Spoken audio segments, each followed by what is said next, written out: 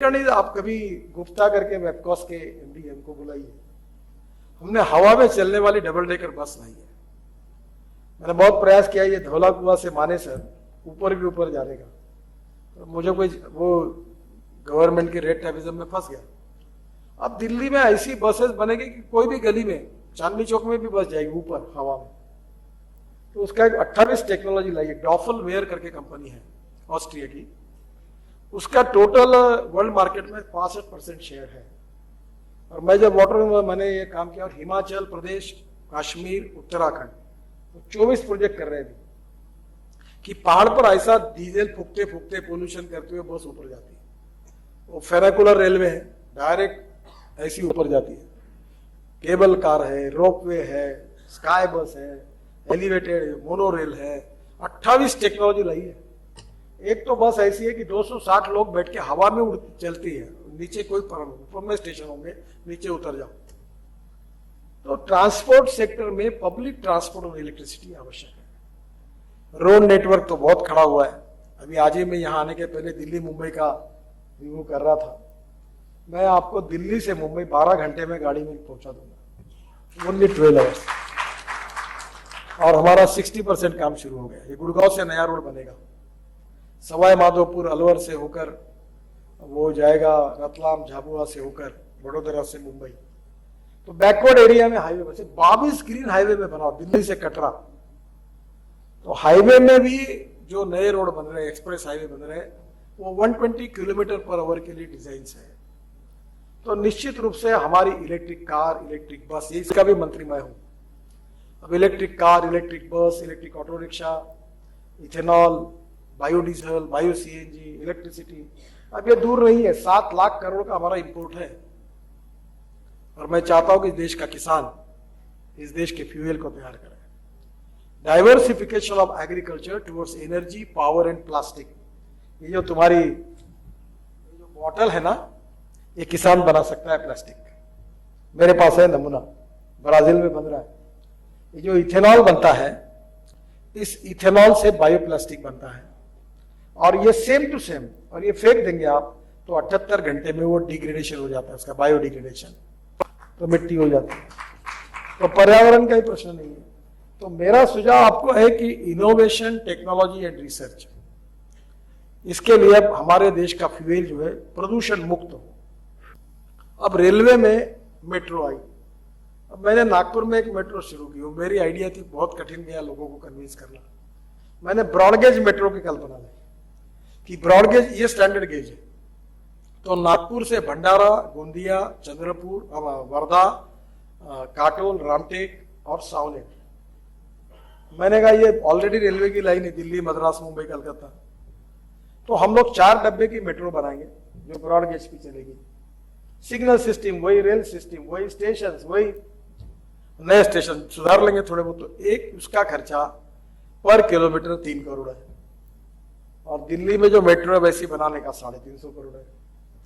तो जैसे दिल्ली से जयपुर, दिल्ली से लुधियाना, दिल्ली से और कोई ऐसी मथुरा, ये सब ब्रॉडगेज मेट्रो शुरू हो जाएगी। तो पैसेंजर गाड़ी जाती है, उसकी एवरेज स्पीड 40 किलोमीटर है। एक्सप्रेस गाड़ी की स्पीड मेल की 60 किलोमीटर है। और 4 डब्बे की मेट्रो की स्पीड 120 किलोमीटर पर है। यहां से जयपुर कितना किलोमीटर है? 200। 1.5 घंटे में Jaipur, no traffic jam, no problem. Air condition में बैठ के देखते हुए जाओ, गाड़ी लेके क्यों आना यहाँ?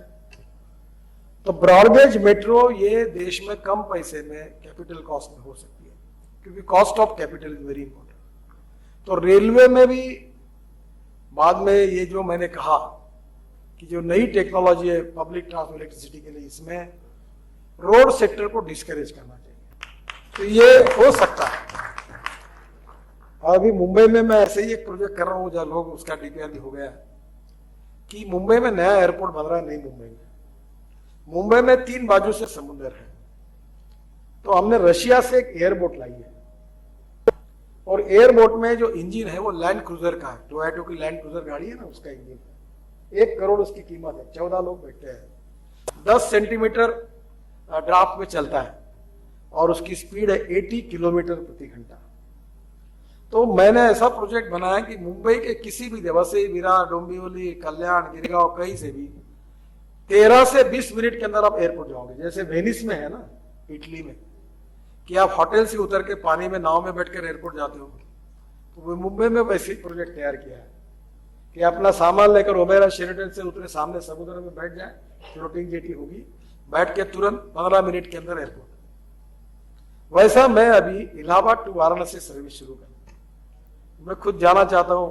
अभी वो डिपार्टमेंट मेरे पास नहीं है, वो बोट आई है मुंबई में, ट्रायल होकर उसकी करूंगे। मैं एमपीबीएस सी प्लेन लाया, सब नियम बना लिए। अब गंगा में मैंने इतने भी, मथुरा में ये त्रिवेणी इंजीनियरिंग को मैंने हाइब्रिड यूनिट में कि मथुरा का ICMLD जो पानी है, जो सीवेज है, वो इंडियन ऑयल को मैंने कहा तुम खरीदो, तुम क्यों अच्छा पानी यूज करते हो, और उन्होंने कॉन्ट्रैक्ट किया। और उसके कारण हाइब्रिड एन्युटी, मेरा एक रोड सेक्टर में 2.5 लाख करोड़ के हमने काम किए हैं, वो पानी में भी सक्सेसफुल हुआ।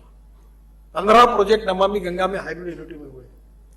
तो वो प्रोजेक्ट में अब इंडियन ऑयल हर साल 20 करोड़ रुपए देगा। तो यमुना का जितनी स्लश थी वो हमने बेच दी इंडियन ऑयल को, अब 20 करोड़ मिल रहा है।